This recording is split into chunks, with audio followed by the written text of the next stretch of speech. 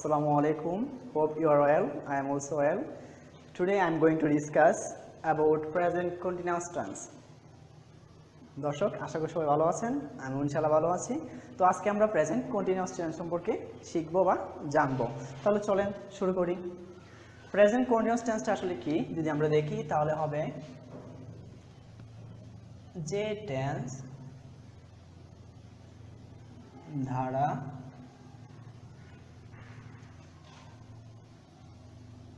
বর্তমানে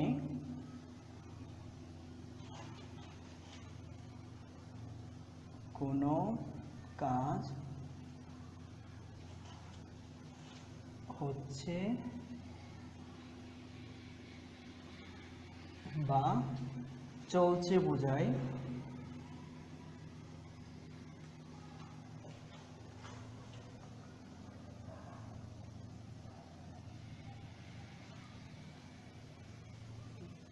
তাকে present continuous tense বলে। তাহলে আমরা কি বললাম, যে টেন্স দ্বারা বর্তমানে কোনো কাজ হচ্ছে বা চলছে বোঝায়, অর্থাৎ কাজটা কি হবে, বর্তমানে হবে এবং কি কাজটা চলমান থাকবে, হইতে থাকবে বা চলতে থাকবে। যদি এরকম বোঝায় তাহলে তাকে কি বলে, প্রেজেন্ট কন্টিনিউয়াস টেন্স বলে। আমরা কিন্তু এর আগে দেখছিলাম প্রেজেন্ট টেন্স মানে কি, প্রেজেন্ট টেন্স মানে কি যেটা বর্তমানে হয় সেটা হচ্ছে প্রেজেন্ট টেন্স, আর কন্টিনিউয়াস মানে কি চলতেছে, রানিং, চলমান, কন্টিনিউয়াস। তার মানে কি দুইটা একসাথে হবে। প্রেজেন্ট কন্টিনিউয়াস মানে হচ্ছে যে কাজ বর্তমানে চলতেছে বা হইতেছে, রানিং, চলতেছে, সেই কাজটা হচ্ছে প্রেজেন্ট কন্টিনিউয়াস টেন্স। আচ্ছা, এখন আমরা বাংলাতে কীভাবে চিনব? আমরা দেখলাম যে যে টেন্স দ্বারা বর্তমানে কোনো কাজ হচ্ছে বা চলছে বলে তাকে প্রেজেন্ট কন্টিনিউয়াস টেন্স বলে, সেটা তো আমরা বুঝছি। এখন বাংলা দেখি আমরা কীভাবে চিনব সেটাই দেখি।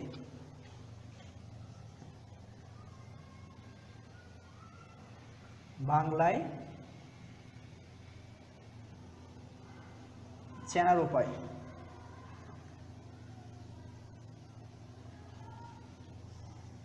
তাহলে আমরা কি দেখব, বাংলা ক্রিয়া শেষে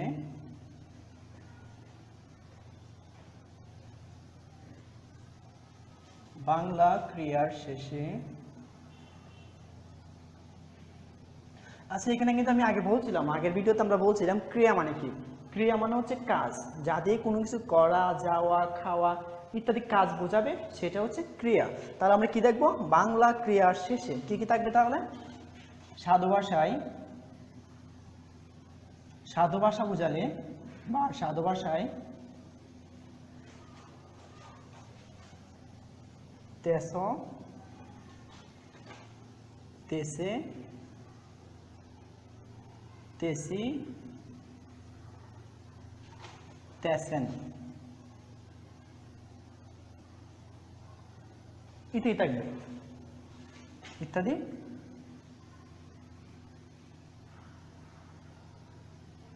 থাকবে। আর চলিত ভাষায়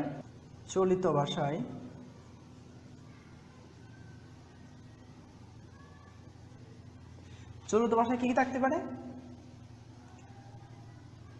ছ অথবা ছ, ছে অথবা ছয় কাছে, ছেন অথবা ছেন,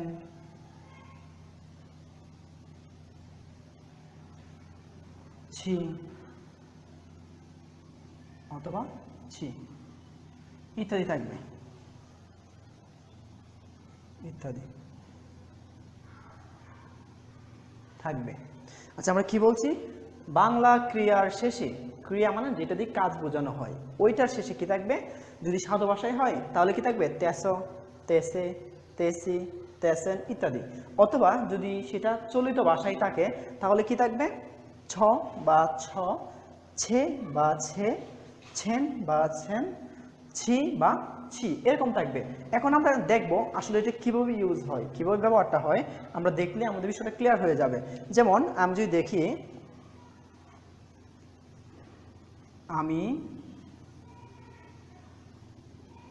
বই পড়তেছি। কি বললাম? আমি বই পড়তেছি। দেখেন, যখন পড়তেছি বলছি, এই পড়াটা হচ্ছে একটা কাজ।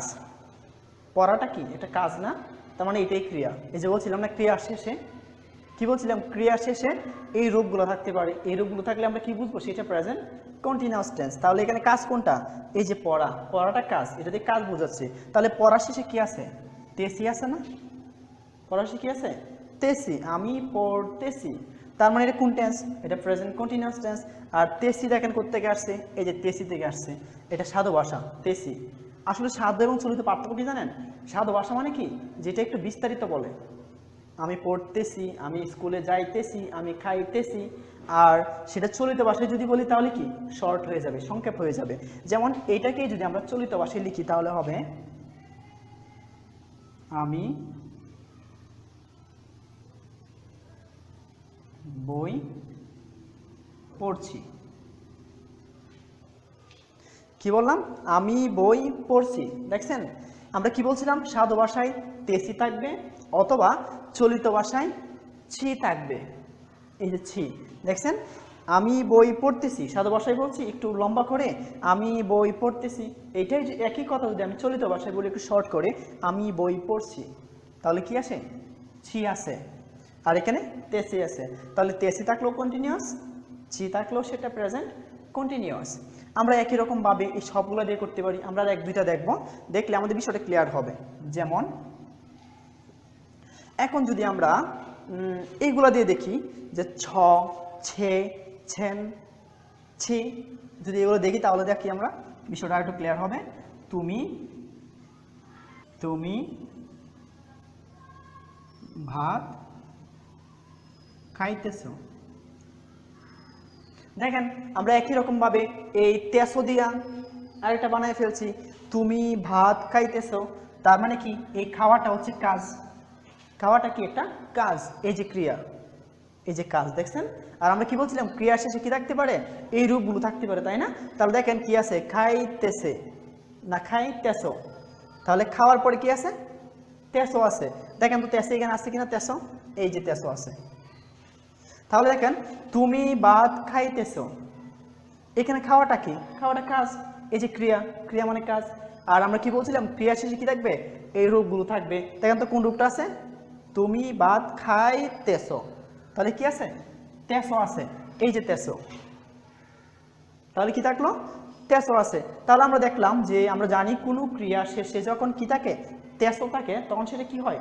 প্রেজেন্ট কন্টিনিউয়াস টেন্স, মানে কাজটা চলতেছে। তার মানে কি? তুমি ভাত খাইতেছো, তুমি এখন খাচ্ছ, ভাত খাইতেছো, তোমার খাওয়ার কাজটা এখন চলতেছে। এখন এইটাকে যদি আমরা সংক্ষেপে লিখি বা চলিত ভাষায় লিখি তাহলে কি হবে? তুমি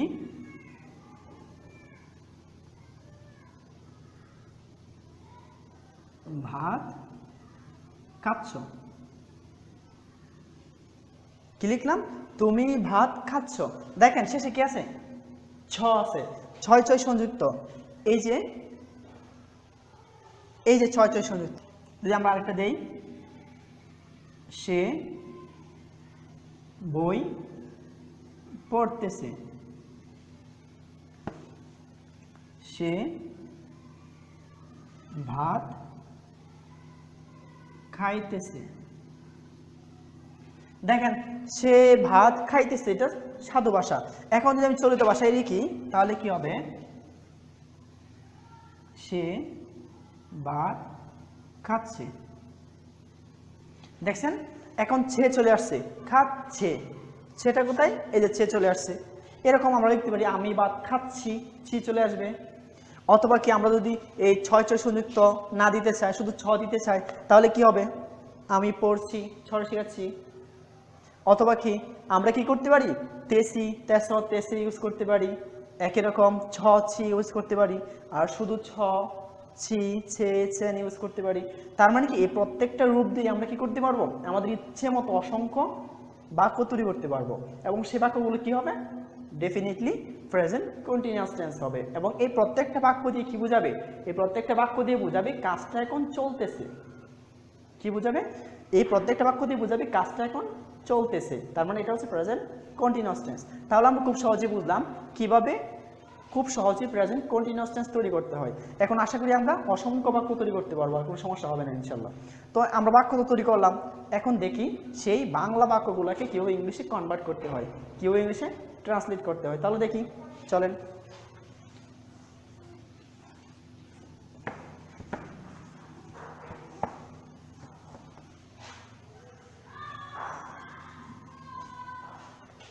তাহলে এই জন্য আমাদের একটা স্ট্রাকচার জানতে হবে আগে।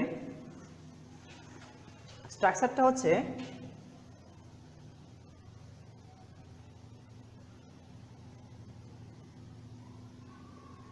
স্ট্রাকচার মানে গঠন। গঠনটা কি?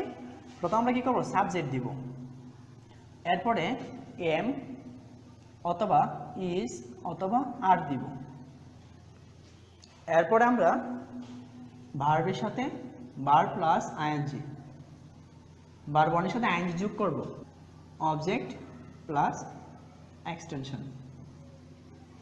এক্সটেনশন মানে হচ্ছে বাকি অংশ। তাহলে আমরা দেখি, আমি বই পড়তেছি,